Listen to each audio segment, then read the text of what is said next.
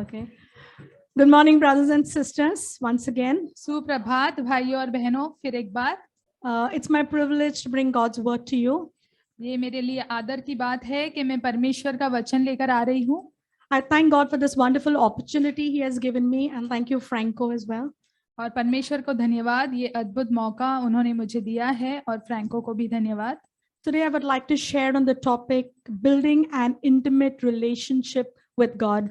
और आज का जो शीर्षक है जिसके बारे में मैं बात करूंगी वो ये है कि परमेश्वर के साथ एक करीबी रिश्ता बनाना। We all have an innate desire to be loved and to love one another. और हम सबकी ये इच्छा होती है कि हम प्यार पाए और एक दूसरे से प्यार करें। Relationships do matter to us, doesn't it? और रिश्ते हमारे लिए मायने रखते हैं, And बिल्कुल हाँ या नहीं? And we spend a lot of time building healthy relationships, strong relationships. और हम बहुत समय बिताते हैं स्वस्थ रिश्ते और मजबूत रिश्ते बनाने में। And it is a two-way communication. और इसमें दोनों तरफ से बातचीत होती है। And the same is true with our relationship with God. और यही सच है हमारे परमेश्वर के साथ हमारे रिश्ते को लेकर। Because God created mankind for a purpose. क्योंकि परमेश्वर ने मनुष्य जाति को बनाई है एक मकसद के लिए। And that was to have fellowship with Him. और वो इसलिए था कि परमेश्वर के साथ संगति हो सके। And so that we can commune with Him. और ताकि हम परमेश्वर के साथ बातचीत कर सके। I'll quickly read through Genesis chapter 1, 26 to 31 about the creation story. और मैं बहुत जल्दी उत्पत्ति के पहले अध्याय वचन 26 से 31 पढ़ूंगी, रचना की कहानी। It talks about the creation of man and the dominion God gave man over the earth. और वो मनुष्य की रचना और मनुष्य को जो अधिकार परमेश्वर ने पृथ्वी पर दिया है उसके बारे में वहां लिखा है। I'm quickly going to verse 26. और मैं जल्दी से वचन 26 पढ़ रही हूँ, 26 से आगे पढ़ूंगी। Then God said, "Let us make mankind in our image, in our likeness, so that they may rule over the fish in the sea and the birds in the sky, over the livestock and all the wild animals, and over all the creatures that may move along the ground." 27. So God created mankind in His own image. In the image of God, He created them. Male and female, He created them. 28. God blessed them and said to them, "Be fruitful and increase in number. Fill in the earth and subdue it. Rule over the fish in the sea and the birds in the sky, and over every living creature that moves on the ground." Then God said, "I give you every seed-bearing plant in the face of the whole earth, and every tree that has fruit with seed in it. They will be yours for food. And to all the beasts of the earth, and all the birds in the sky, and all the creatures that move along the ground, everything that has the breath of life in it, I give every green plant for food." And it was so. God saw all that He had made, that it was good, and that there was evening and there was morning. And on the sixth, and this happened on the sixth day. And after the 6 days of creation, we see the fall of man. वचन 26, फिर परमेश्वर ने कहा, हम मनुष्य को अपने स्वरूप के अनुसार अपनी समानता में बनाएं, और वे समुद्र की मछलियां और आकाश के पक्षियों और घरेलू पक्षियों और सारे पृथ्वी पर और सब रेंगने वाले जंतुओं पर जो पृथ्वी पर रेंगते हैं अधिकार रखे। तब परमेश्वर ने मनुष्य को अपने स्वरूप के अनुसार उत्पन्न किया। अपने ही स्वरूप के अनुसार परमेश्वर ने उसको उत्पन्न किया, नर और नारी करके उसने मनुष्य की सृष्टि की। वचन 28, और परमेश्वर ने उनको आशीष दी और उनसे कहा, फूलो फलो और पृथ्वी में भर जाओ और उसको अपने वश में कर लो, और समुद्र की मछलियां तथा आकाश के पक्षियों और पृथ्वी पर रेंगने वाले सब जंतुओं पर अधिकार रखो। फिर परमेश्वर ने उनसे कहा, सुनो, जितने बीज वाले छोटे छोटे पेड़ सारी पृथ्वी के ऊपर हैं, और जितने वृक्षों में बिजली वाले फल होते हैं, वे सब मैंने तुमको दिए हैं, वे तुम्हारे भोजन के लिए हैं। और जितने पृथ्वी के पशु और आकाश के पक्षी और पृथ्वी पर रेंगने वाले जंतु हैं, जिनमें जीवन के प्राण हैं, उन सब के खाने के लिए मैंने सब हरे हरे छोटे पेड़ दिए हैं। और वैसा ही हो गया। वचन 31, तब परमेश्वर ने जो कुछ बनाया था सबको देखा, तो क्या देखा कि वह बहुत ही अच्छा है। तथा सांझ हुई, फिर भोर हुआ, इस प्रकार 6वां दिन हो गया। Okay, so don't we see the beautiful creation story out here?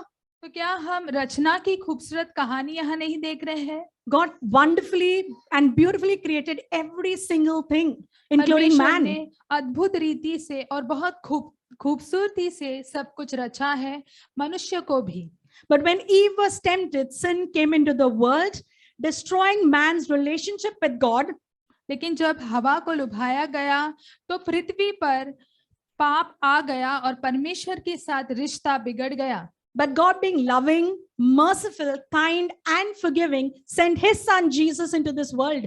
लेकिन क्योंकि परमेश्वर दयालु है, क्षमा करने वाला है और प्रेमी है, इसलिए उसने अपने पुत्र यीशु को पृथ्वी पर भेजा to save mankind from the dominion of sin, ताकि मनुष्य जाति को पाप से बचा सके and to restore the broken relationship with the heavenly Father. और स्वर्गीय पिता के साथ जो रिश्ता टूट गया उसे पुनर्स्थापित कर सके। And this we see through the sacrificial death upon the cross, और ये हम देखते हैं जो क्रूस पर बलिदान हुआ उसके द्वारा, by the price Jesus paid for each and every one of us. और जो कीमत यीशु मसीह ने चुकाई हम सभी के लिए, यहाँ और हर एक के लिए। Okay, further in Genesis chapter 3, we see God coming to spend time in the Garden of Eden with Adam and Eve. और उत्पत्ति के तीसरे अध्याय में हम देखते हैं कि परमेश्वर अदम और हवा के साथ समय बिताने के लिए आता है। We also see Enoch and Noah walked with God. हम देखते हैं कि इनोक और नूह भी परमेश्वर के साथ चलते थे। God spoke to Abraham and had a relationship with him as well. परमेश्वर ने अब्राहम से बातें की और उसका अब्राहम के साथ रिश्ता भी था। And he promised to make him a great nation. और उसने अब्राहम से वादा किया कि वह उसे बड़ा राष्ट्र बनाएगा। Genesis 12:7 says, "In your offspring I will give this land." और उत्पत्ति के अध्याय में लिखा है कि तेरी इस बीज को, वंशावली को मैं यह पृथ्वी दूंगा। And this happened because Abraham obeyed God and had a close relationship with God. और यह हुआ क्योंकि अब्राहम ने परमेश्वर की आज्ञा को माना और उसका परमेश्वर के साथ एक करीबी रिश्ता था। We can also have a similar relationship with God. और हमारा भी उसी प्रकार से परमेश्वर के साथ रिश्ता हो सकता है if we spend time with God. यदि हम परमेश्वर के साथ में समय बिताते हैं। Sin separates us from God, पाप हमें परमेश्वर से अलग कर देता है, but because of Jesus' death, burial and resurrection, लेकिन यीशु की मृत्यु और गाड़े जाने की वजह से और पुनरुत्थान की वजह से our broken relation is restored back with the Father. हमारा टूटा रिश्ता परमेश्वर के साथ पुनर्स्थापित हो गया है, फिर से जुड़ गया है। And this new covenant relationship is now available for each and every one of us. और ये वाचा का नया रिश्ता अब हम सभी के लिए उपलब्ध है। Jesus has made it possible for us to have a deeper relationship with the Father. और परमेश्वर ने, यीशु ने ये मुमकिन किया है कि वो गहरा रिश्ता हम रख सके पिता के साथ। John 1:15 verse 1 says, यूहन्ना का 15वां अध्याय वचन 1 में लिखा है, I am the vine, my Father is the vine presser. और मैं दाखलता हूँ और मेरा पिता उसका माली है। Can you imagine a vine tree? और क्या आप दाखरस के उस पेड़ को के बारे में सोच सकते हैं? It's got the main branches. It's got the branches as well attached to it. और उसकी डालियां उसके साथ जुड़ी And रहती we है। are those branches which are attached to it. और हम वो डालियां हैं जो उसके साथ जुड़े हैं। And it is so amazing that Jesus has made us like those branches attached to him. और ये इतना अद्भुत है कि यीशु ने हमें उस प्रकार से बनाया है जो डालियां उसके साथ जुड़ी हुई है। He has established a deeper connection with us. और उसने वो गहरा रिश्ता हमारा उसके साथ स्थापित किया है।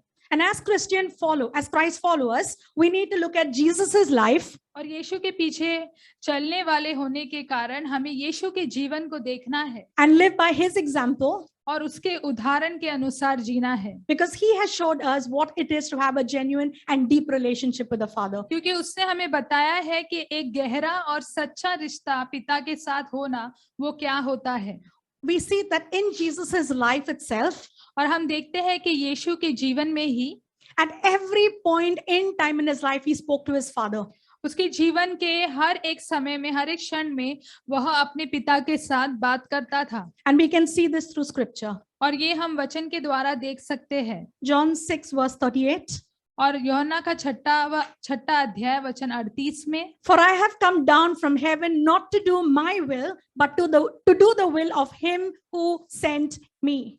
क्योंकि मैं अपनी इच्छा नहीं वरन अपने भेजने वाले की इच्छा पूरी करने के लिए स्वर्ग से उतरा हूँ। Here it's clearly seen that Jesus came to do the will of his Father. और यहाँ पर स्पष्ट रूप से हम देख सकते हैं कि यीशु पिता की इच्छा पूरी करने के लिए आया था। John 8:28. और यूहन्ना का 8वां अध्याय, So Jesus said, when you have lifted up the Son of Man, then you will know that I am he, and I do nothing on my own, but speak just what the Father has taught me. और यीशु ने उनसे कहा, यदि परमेश्वर तुम्हारा पिता होता तो तुम मुझसे प्रेम रखते, क्योंकि मैं परमेश्वर में से निकलकर आया हूँ। मैं आपसे नहीं आया परंतु उसी ने मुझे भेजा है। Here again we see the Father speaks to the Son और through यहाँ his Son. हम फिर से देखते हैं कि पिता अपने बेटे से बात करता है। Brothers and sisters, no relationship in our lives is more important than the relationship that we have with our Creator and Purpose Giver. और भाइयों और बहनों, हमारे जीवन में कोई भी रिश्ता उतना महत्वपूर्ण नहीं है जो रिश्ता हमारा रचना करने वाला परमेश्वर और जो हमें जीवन में उद्देश्य देता है उस परमेश्वर के साथ है। Like other relationships, we will go through ups and downs, we will go through struggles and challenges. और दूसरे रिश्तों की तरह हमारा उतार चढ़ाव होगा, हम चुनौतियों का और संघर्ष का सामना करेंगे। Some days we'll feel so close to God, और कुछ दिन ऐसे होंगे कि हम परमेश्वर के साथ बहुत करीब महसूस करते हो, knowing that He is right beside us in every step that we take. ऐसा जानते हुए कि बस वो हमारे करीब ही है, हर कदम जो हम उठाते हैं उसमें वो हमारे साथ है। And other days we may feel God is distant from us. और कुछ ऐसे दिन भी होंगे जहां पर हमें लगेगा कि परमेश्वर हमसे बहुत दूर है, Especially when we are faced with the troubles of life. खास करके तब जब हम जीवन के संघर्षों का सामना करते हैं। But I can assure you that having a deeper relationship with God लेकिन मैं आपको आश्वासन देती हूँ कि परमेश्वर के साथ गहरा रिश्ता होने पर will sustain you and enable you to live a fulfilling life. वो आपको संभाल कर रखेगा और एक परिपूर्ण जीवन जीने में आपको मदद करेगा। Even during the challenges in life. जब आप चुनौतियों का सामना करते होंगे तब भी। Amen. He is faithful. He is an everlasting God. और वो विश्वास योग्य है, सदा सदा का परमेश्वर He है। is an all-sufficient God. और वो सब कुछ पूरा करने वाला परमेश्वर And है। His promises are yes and amen. और उसके वादे हाँ और आमीन है। So what we need to do is keep our eyes fixed onto Him and have a deeper relationship with तो Him. हमें ये करना है कि हमारी नजर को उस पर टिका कर रखना है और उसके साथ एक करीबी रिश्ते में जाना है। Although He is not visible to us, और जबकि वो हमें दिखाई नहीं देता, He is close to us वो हमारे करीब ही रहता है and He never gives up on us. और वो हम पर कभी हार नहीं मानता है। We may forget about God. हम शायद परमेश्वर के बारे में भूल जाए, We may be busy in our own things of life. या हमारे जीवन के बातों में हम उलझ जाए। But brothers and sisters, He is an omnipresent God, present everywhere we go. लेकिन भाई और बहनों, वो जहाँ कहीं भी हम जाते हैं वहां वो उपस्थित है, वो सब जगह उपस्थित रहता है। The omniscient God, He knows everything about us. और वो सर्वज्ञानी परमेश्वर है, वो हमारे बारे में सब कुछ जानता है। When we are not close to God and we can't hear His voice, और जब हम परमेश्वर के करीब नहीं होते हैं और परमेश्वर की आवाज को नहीं सुन पाते हैं, we often blame Him for the feeling of the separation and isolation. तो ये अकेलेपन या ये अलगाव की जो भावना होती है उसके लिए हम परमेश्वर पर दोष लगाते Is हैं it God's fault? और कहते हैं क्या परमेश्वर आपकी गलती है? It's not God's fault. लेकिन सच कहे तो प्रभु की गलती नहीं है। We forget Him in the busyness of our life. हम जीवन की व्यस्तता में परमेश्वर को भूल जाते हैं। He is mindful of us every minute and every second of our life. लेकिन वो हमारे जीवन के हर एक क्षण में, हर एक मिनट में वो हमारा ध्यान करता है, हमारी सुधि लेता है। He sees our tears. वो हमारे आंसुओं को देखता है He knows our ardent desires. और वो हमारे हृदय की इच्छाओं को जानता And He है even knows our innermost thoughts. और वो हमारे जो अंदरूनी विचार है उसे भी जानता है। And we need to seek Him diligently. और हमें पूरी तरह से, पूरे लगन से हमें परमेश्वर के पीछे जाना चाहिए। Deuteronomy 4 verse 29 says, but If from there you seek the Lord your God, you will find him if you seek him with all your heart and with all your soul. और व्यवस्था विवरण की किताब 4 अध्याय वचन 29 में लिखा है, परंतु वहां भी यदि तुम अपने परमेश्वर यहोवा को ढूंढोगे तो वह तुमको मिल जाएगा। शर्त यह है कि तुम अपने पूरे मन से और अपने सारे प्राण से उसे ढूंढो। James 4:8 says, come near to God and he will draw near to you. और याकूब के 14 अध्याय वचन 8 में लिखा है, परमेश्वर के निकट जाओ तो वह भी तुम्हारे निकट आएगा। हे पापियों, अपने हृदय अपने हाथ शुद्ध करो, और हे दूषिते लोग अपने हृदय को पवित्र करो। Let's stop living a life of complacency and live in a comfort zone. और हम प्रसन्नता के या खुशी के या आराम के स्थान पर होने के जीवन को जो जीते हैं वो हमें रोकना चाहिए। When the rubber hits the road, that's when realization dawns upon us that there is really a God. और जब हकीकत सामने आती है तब हमें एहसास होता है कि हाँ, सच में एक परमेश्वर है। And that's when we think of running to him. और तब हम सोचते हैं कि हाँ, मुझे परमेश्वर के पास दौड़ना चाहिए। No, we need to go to God every moment of our lives, at every point in time in our lives. ऐसा नहीं है, हमें हमेशा जीवन के हर एक क्षण में परमेश्वर के पास जाना चाहिए। Let's stop staying on the surface and be satisfied with the passive Christian life of being in a comfort zone. और बस हमें ऐसी निष्क्रिय मसीह जीवन जीने से बचना चाहिए और अपने आराम के स्थान से बाहर निकलना चाहिए। I'm happy and the blessed types. और ऐसा कहना कि मैं खुश हूँ, मैं आशीषित हूँ। But grow spiritually in a deeper relationship with God. लेकिन आत्मिक रूप में हमें परमेश्वर के साथ एक गहरे रिश्ते में बढ़ना चाहिए। Seeking more of God. और ज्यादा से ज्यादा हमें परमेश्वर की खोज करना चाहिए। More of his power. और भी उसका सामर्थ की खोज में लग जाना चाहिए। More of his manifest presence. और उसकी उपस्थिति की खोज में पड़ना चाहिए। And his Holy Spirit in our lives. और उसकी पवित्र आत्मा हमारे जीवन में। It is past to move. It is time we move past the shallow waters into the deep. और अब समय आ गया है कि हम गहराई में चले जाएं। Personally, I would like to share about my life. और व्यक्तिगत रूप में मैं मेरे जीवन के बारे में बांटना चाहती हूँ। There was at a point in time in my life where I was very easygoing, very complacent, and very comfortable. Everything is found, everything is there. और मेरे जीवन में ऐसा समय आया था जब मैं बहुत खुश थी, प्रसन्न थी और सब कुछ जीवन में ठीक-ठीक चल रहा था। And okay, I knew God was there. I was praying with God. और मैं जानती थी परमेश्वर है, मैं परमेश्वर से प्रार्थना करती थी। But I was giving other things more priority in my life than God. लेकिन मैं मेरे जीवन में दूसरी चीजों को परमेश्वर से अधिक ज्यादा बढ़कर स्थान दे रही थी। But this began to birth a spiritual dissatisfaction in my life. लेकिन इसका परिणाम ये हुआ कि एक आत्मिक असंतुष्टि मेरे जीवन में जन्म ले ली। That weighed heavily on my heart. और मेरे हृदय पर उसका बोझ मैं महसूस कर रही थी। The Holy Spirit began convicting me and prompting me to move into a deeper relationship with God and spending more time in his presence. और पवित्र आत्मा मुझे एहसास दिला रही थी और मुझसे बातें कर रही थी कि मुझे परमेश्वर के साथ और समय बिताना चाहिए, उसके साथ रिश्ते में बढ़ना चाहिए। And I started waking up early, spending more time reading his word, meditating on his word. और मैं जल्दी उठने लगी और परमेश्वर के साथ ज्यादा समय बिताने लगी, वचन पढ़ने लगी, वचन में मनन करने लगी।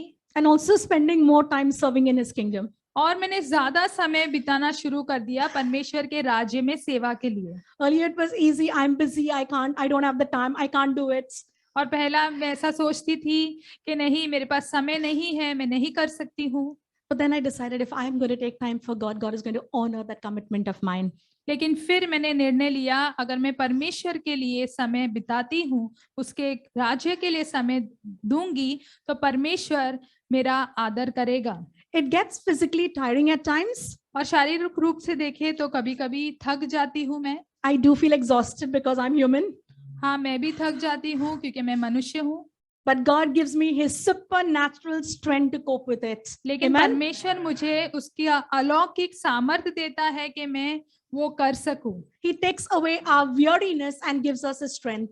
वो हमारी थकावट को ले लेता है और उसकी शक्ति हमें देता है। Isaiah 40 verse 29 says, और यशायाह 40 वचन 29 में लिखा है, But those who hope in the Lord will renew their strength. लेकिन जो परमेश्वर में विश्वास करेंगे, परमेश्वर उन्हें एक नया सामर्थ्य देता है। They will soar on the wings like eagles. Okay. They will run and not grow weary. They will walk and not be faint. परंतु जो यहोवा की बाट जोते हैं वे नया बल प्राप्त करते जाएंगे, वे उकाबों की नाई उड़ेंगे, वे दौड़ेंगे और श्रमित न होंगे, चलेंगे और थकित न होंगे। Going in a deeper relationship with God will involve a lot of effort. और परमेश्वर के साथ गहरे रिश्ते में जाने के लिए बहुत मेहनत भी करनी पड़ती है। You will face challenges, आप चुनौतियों का सामना करेंगे, trials, मुश्किलें आएगी, but believe me, the effort is worth it and you will be blessed. लेकिन मेरा विश्वास करो, जो प्रयास या जो मुश्किलों का सामना आप करेंगे वो योग्य है और आप उसके द्वारा आशीष पाएंगे। God will reward those who diligently seek him, and the reward is the deep infusion of his presence, knowledge, wisdom, and his Holy Spirit. और जो उसके पीछे लग्न से चलते रहते हैं, परमेश्वर उन्हें आशीषित करता है। उसका परिणाम ये होता है कि वो परमेश्वर की बुद्धि, प्रेम और ज्ञान से भर जाते हैं। A few keys that we can look at in building a deeper relationship with God. और कुछ मुख्य बातें जो हम देख सकते हैं कि कैसे हम परमेश्वर के साथ वो करीबी रिश्ता बना सकते हैं। We need to connect through prayer. पहले तो हमें प्रार्थना के द्वारा जुड़ना चाहिए। We need to give God the first priority of the day in our lives. और हमारे दिन के सबसे पहले प्राथमिकता हमें परमेश्वर को देना चाहिए। And this will happen if we dedicate a specific time towards God. और ये तब होगा जब कुछ समय जो है, खास समय हम परमेश्वर के लिए निकाल कर रखेंगे। We need to talk to him and he speaks to us in return. हमें परमेश्वर से बात करना है और उसके बदले में परमेश्वर भी हमसे बातें करता है। Jesus also made time to be alone with his father. और यीशु ने भी समय निकाला कि ताकि वो पिता के साथ अकेला हो सके। Okay, Luke 5:16. But Jesus often withdrew to lonely places and prayed. और लूका के 5वें अध्याय वचन 15 में लिखा है कि यीशु भी, वचन 16 में लिखा है, माफ करना, कि यीशु भी अलग स्थानों में जाता था, अलग होकर वो पिता के साथ प्रार्थना करता था। And again we see in Matthew 26 verses 36 to 46. I'm not reading the entire thing. और फिर हम मत्ती में देखते हैं 26वें अध्याय वचन 36 से 46 में। Okay, on the night of his betrayal, Jesus prayed in the Garden of Gethsemane. और जिस रात को यीशु को ठुकराया गया, यीशु ने उस बगीचे में प्रार्थना की। Okay, in Luke 22 verse 42. और लूका के 22वें अध्याय में Jesus says, Father, if thou be willing, remove this cup from me. Nevertheless, not my will, but yours be done. उसने कहा, पिता, यदि तेरी इच्छा है तो यह प्याला मुझसे ले ले, फिर भी मेरी नहीं लेकिन तेरी इच्छा पूरी हो। We have the confidence that if we ask of God anything in Jesus' name, he will give it to us. और हमारा ये विश्वास है परमेश्वर पर कि यदि हम यीशु के नाम से कुछ भी मांगेंगे तो वो हमें देगा। We need to be disciplined in our prayer life. और हमें हमारे प्रार्थना के जीवन में अनुशासन लाना जरूरी है। Revelations 5 verse 8 says, the Bible compares the prayers of saints with sweet smelling incense, for they are pleasing to God. और प्रकाशित वाक्य के 5वें अध्याय वचन 8 में लिखा है कि बाइबल ये तुलना करती है कि संतों की प्रार्थना परमेश्वर के लिए एक मीठी सुगंध के समान है। Okay. Next we need to make reading the word of God our priority. और एक दूसरी बात ये है कि परमेश्वर के वचन को पढ़ना, इसे हमें प्राथमिकता देनी है। Let's not be lazy when we need to spend time reading the word. जब परमेश्वर के साथ समय बिताने की बात आती है तो हमें आलसी नहीं होना चाहिए। Colossians 3 verse 16 says, let the message of Christ dwell among you richly as you teach and admonish one another with all wisdom through psalms, hymns and songs from the Spirit, singing to God with gratitude in your hearts. और कोलोसियों के 3 अध्याय वचन 16 में लिखा है, मसीह के वचन को अपने हृदय में अधिकाई से बसने दो और सिद्ध ज्ञान सहित एक दूसरे को सिखाओ और चिताओ और अपने अपने मन में अनुग्रह के साथ परमेश्वर के लिए भजन और स्तुति गान और आत्मिक गीत गाओ। Allowing God to dwell in us changes who we are. और जब हम परमेश्वर को हमारे अंदर निवास करने देते हैं तो हम जो है उसे बदलने के लिए हम परमेश्वर को अनुमति देते हैं And causes us to have a more deeper and more satisfying relationship with Him. और इसका परिणाम ये होता है कि परमेश्वर के साथ एक तृप्त और गहरे रिश्ते में हम आ जाते हैं। The word is our spiritual food. और वचन ही हमारा आत्मिक भोजन है। And we can see that in 1 Peter 2 verse 2. और हम पतरस के 2 अध्याय वचन 2 में वो देखते हैं, Like newborn babies crave pure spiritual milk, so that by it you may grow up in your salvation. वचन 2, नए जन्म हुए बच्चों के नाई निर्मल आत्मिक दूध की लालसा करो ताकि उसके द्वारा उद्धार पाने के लिए बढ़ते जाओ। Through the word of God, we get to know of the character of Jesus. और परमेश्वर के वचन के द्वारा हम यीशु के चरित्र को जान पाते हैं। We get to know about the purpose of our life. और हमारे जीवन के मकसद को हम पा सकते हैं। Our calling in God. परमेश्वर में हमारी क्या बुलाहट है उसे जान सकते Because हैं। the word of God admonishes us. क्योंकि परमेश्वर का वचन हमें ताड़ना देता है, It corrects us. हमें सुधारता है, It builds us up. हमें बनाता है It teaches us to live a life of faith. और हमें सिखाता है कि कैसे हम विश्वास का जीवन And जी it सकते teaches हैं। us to trust God at every point in time in our और हमें lives. सिखाता है कि जीवन के किसी भी क्षण में हम कैसे परमेश्वर पर भरोसा कर सकते हैं। I will read 2 Timothy 3:14 to 17. और मैं 2 तीमुथियुस के वचन 3 verse 14 to 17. 3 अध्याय वचन 14 से 17 पढ़ूंगी। But as for you, continue in what you have learned and have become convinced of, because you know that those from whom you learned it and whom from infancy you have known the Holy Scriptures, which are able to make you wise for salvation through faith in Christ Jesus. पर तूने इन बातों पर जो तूने सीखी है और प्रतीति की है, यह जानकर दृढ़ बना रह कि तूने उन्हें किन लोगों से सीखा था और बालकपन से पवित्र शास्त्र तेरा जाना हुआ है, जो तुझे मसीह पर विश्वास करने से उद्धार प्राप्त करने के लिए बुद्धिमान बना सकता है। All scripture is God breathed. और हर एक वचन परमेश्वर के द्वारा फूका गया है And is useful for teaching and rebuking us. और वो सिखाने के लिए और ताड़ना देने के लिए So काम आता है, so that we are equipped for all good work. ताकि हम सभी भले कामों के लिए प्रशिक्षित हो जाए। Okay. Even as we read the Bible, we need to take time to meditate on God's word. और जैसे हम बाइबल को पढ़ते भी हैं तो हमें परमेश्वर के वचन पर ध्यान देने के लिए, मनन करने के लिए समय निकालना चाहिए And apply it to our personal lives. और हमारे व्यक्तिगत जीवन पर उसे लागू करना चाहिए। We need to find out what is God speaking to me. और हमें ये खोज करनी चाहिए कि परमेश्वर मुझसे क्या कह रहा है।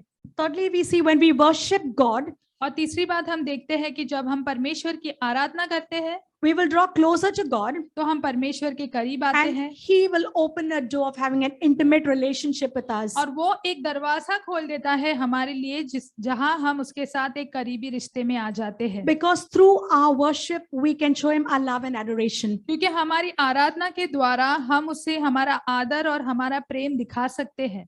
Fourthly, we need to obey God's command and acknowledge sin in our lives. और चौथी बात है कि परमेश्वर की आज्ञा हमें माननी चाहिए और पाप का हमारे जीवन में एहसास करना चाहिए। And we need to repent of the sin and seek God's forgiveness. और हमें पाप का पश्चाताप करना चाहिए और परमेश्वर से क्षमा मांगनी चाहिए। And when we do this, we will receive the gift of the Holy Spirit. और जब हम वो करते हैं तो हम पवित्र आत्मा का वरदान पाते हैं। Okay, Acts 2 verse 38 says, Peter और replied, प्रेरित के 2 अध्याय वचन 38 में लिखा है, पतरस ने ये कहा, repent and be baptized every one of you in the name of Jesus Christ for the forgiveness of your sins, and you will receive the gift of the Holy Spirit. मन फिराओ और तुम में से हर एक अपने अपने पापों की क्षमा के लिए यीशु मसीह के नाम से बपतिस्मा लो, तो तुम पवित्र आत्मा का दान पाओगे।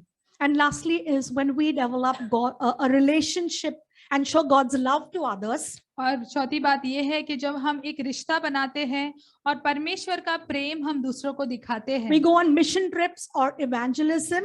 और जब हम मिशन ट्रिप के लिए जाते हैं या सुसमाचार बांटने के लिए It जाते gives हैं, us an opportunity to share God's word to others तो हमें मौका मिलता है कि हम परमेश्वर के प्रेम को दूसरों के साथ बांट सके and testify about God's goodness and faithfulness. और परमेश्वर की भलाई और विश्वास योग्यता को हम लोगों को बताए, गवाही दें। And it not only builds and encourages others, but also strengthens our relationship. And it's a reminder to us about God's faithfulness. वो केवल दूसरों को बनाता और प्रोत्साहन नहीं देता है, लेकिन हमारा भी रिश्ता परमेश्वर के साथ मजबूत हो जाता है।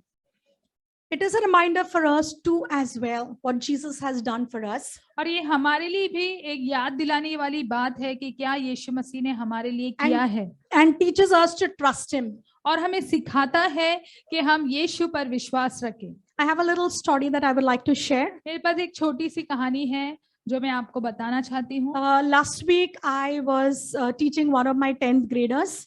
और ये हफ्ते 10वीं में पढ़ने वाला मेरा एक विद्यार्थी है, उससे मैं पढ़ा रही थी। And it gave me an opportunity to speak to her. Every class, she sits back and she'll talk to me. And I share God's love with her and his faithfulness in my life. और मुझे मौका मिला, क्योंकि वो class के बाद भी रुकती थी, तो मुझे मौका मिला मैं उससे बांटूं और परमेश्वर के प्रेम के बारे में उससे बताऊं। And last week, as I was talking to her and sharing my testimony with her, और गए हफ्ते जैसे मैं उससे बात कर रही थी और मेरी गवाही उससे बता रही थी, she just looked at my face. उसने बस मेरे चेहरे की ओर देखा And I felt there was something that she wanted to share with me. और मुझे एहसास हुआ कि कोई बात है जो वो मुझे बताना चाहती है। So I asked her, I said, is there something that you want to talk about? तो मैंने उससे पूछा कि क्या कुछ है तुम मुझसे बोलना चाहती हो। And as I said that, she said, you know, they come from a Roman Catholic family. और उसने कहा कि मैं रोमन कैथलिक परिवार से आती हूँ। And she says, my dad, my mom and me live together. उन्होंने कहा मेरे माता पिता और मैं साथ में रहते हैं। So she says, I have a very good relationship with my mother. उसने कहा मेरी माँ के साथ में मेरा बहुत अच्छा रिश्ता है। And but my dad and me, we do not talk at all. लेकिन मेरे पिता और मैं बिल्कुल भी बात नहीं करते हैं। So I said, baby, if you don't mind, you know, is there any issue? तो मैंने कहा कि अगर तुम्हें बुरा ना लगे, क्या कोई बात है? Can I pray for you? क्या किसी बात के लिए मैं आपके लिए प्रार्थना कर And she said, सकती yes, हूँ? miss, you can. तो उसने कहा हाँ टीचर, मेरे लिए प्रार्थना कीजिए। And as I was talking to her, there were tears in her eyes. और जैसे मैं उस लड़की से बात कर रही थी, उसके आंखों में आंसू थे।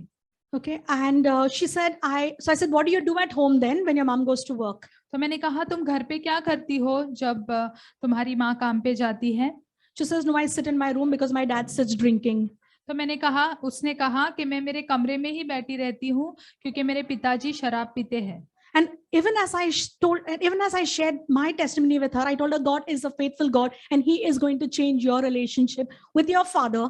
और जैसे मैंने मेरी गवाही बढ़ी विश्वास में, मैंने कहा कि परमेश्वर विश्वास योग्य है और तुम्हारे पिता के साथ जो तुम्हारा रिश्ता है वो उसे बदल देगा। I encouraged her to spend time with Jesus and he will change the relationship. और मैंने कहा कि तुम यीशु के साथ समय बिताओ। मैंने उसे प्रोत्साहन किया और कहा कि तुम्हारा जो रिश्ता है वो बदल जाएगा। And she was happy at the end of it. और अंत में वो बहुत खुश हुई। Brothers and sisters, God desires a close relationship with each and every one of us. भाई और बहनों, परमेश्वर की यह इच्छा है कि हम सभी के साथ, हर एक के साथ उसका एक करीबी रिश्ता हो। Let's put to use the 3 C's. आइए ये 3 बातें जो मैंने कही उसे हम काम में लाए, जो सी कहते हैं अंग्रेजी भाषा में। Communication, पहला तो है बातचीत, connection, जुड़ना and commitment to God. और परमेश्वर की ओर वचनबद्धित होना। It is so easy for us to sway away. और बहुत आसान है हमारे लिए कि हम अपने ही रास्ते पे चले जाएं Because of our busyness. क्योंकि हमारे व्यस्तता के कारण, And focus on things which will take us away from the presence of God. और ऐसी चीजों पे ध्यान दे जो हमें परमेश्वर की उपस्थिति से अलग कर देता है। Thus failing to let the Holy Spirit lead and guide our lives. और ऐसा करने से पवित्र आत्मा हमारे जीवन को मार्गदर्शन देने से चूक जाती है। Let us be alert and sensitive to the Holy Spirit. आइए हम पवित्र आत्मा की ओर ध्यान दें, For it is the Holy Spirit who will help us to get into a deeper relationship with क्योंकि God. पवित्र आत्मा ही हमें मदद करेगा कि हम परमेश्वर के साथ गहरे रिश्ते में पड़ जाएं, He will help us to keep away from all the distractions of this world. और वो हमें मदद करेगा कि इस दुनिया की जो सभी ध्यान भटकाने वाली चीजें हैं उससे वो हमें दूर रखेगा। And as we resist the devil and we stay away from the temptations, और जैसे हम शैतान को दूर करेंगे और सभी रुभावनी वाली बातों को ना कहेंगे, we will be able to draw closer to God. तो उसके द्वारा हम परमेश्वर के करीब आ जाएंगे। I would like to encourage you तो मैं आपको प्रोत्साहन देना चाहती हूँ to commit to spend time and speak to Him. कि आप अपने आप को दे दे, उससे बातें करते रहे और उसके साथ में समय बिताएं। Don't let lukewarmness seep into your lives. और वो गुनगुनापन आपके जीवन में मत आ जाने दीजिए। Keep your ears tuned to listen to what God has to say to you. अपने कानों को खुला रखे वो सुनने के लिए जो परमेश्वर ने आपके लिए रखा है, Because He speaks very clearly. क्योंकि वो बहुत स्पष्ट रूप से बात करता है। John 10 verse 7, I would end with that. और यूहन्ना का 10वां अध्याय वचन 7, उसके साथ में मैं समाप्त करूंगी। Says, most assuredly I say to you, I am the door of the sheep. If He is knocking at your heart, are you willing to open your door of your heart to Him? और वहां पर ये लिखा है, मैं तुमसे सच सच कहता हूँ, भेड़ों का द्वार मैं हूँ। He is waiting for you to open the door of your heart so that He can reveal Himself to you. और मैं तुम्हारे हृदय के द्वार पर खटखटा रहा हूँ और अपने आप को तुम्हारे लिए प्रकट करना चाहता हूँ। और क्या वो द्वार तुम मेरे लिए खोलोगे और मुझे भीतर आने दोगे? Will you allow Him to come and stay with you? क्या उन्हें आप अनुमति देंगे कि वो आकर आपके साथ रहे? Because that is the promise. He will be with us forever and ever. क्योंकि वही वादा है कि वो आपके साथ सदा सदा के लिए रहने वाला है। He is willing to invest in each and every one of us. और वो हम सभी में निवेश करने के लिए तैयार है, Protect us हमें सुरक्षित रखने के लिए तैयार है, and provide for each and every one of us. और हम सभी के लिए देने के लिए, उपलब्ध करने के लिए वो तैयार है। Amen. आमीन। Thank you. शुक्रिया।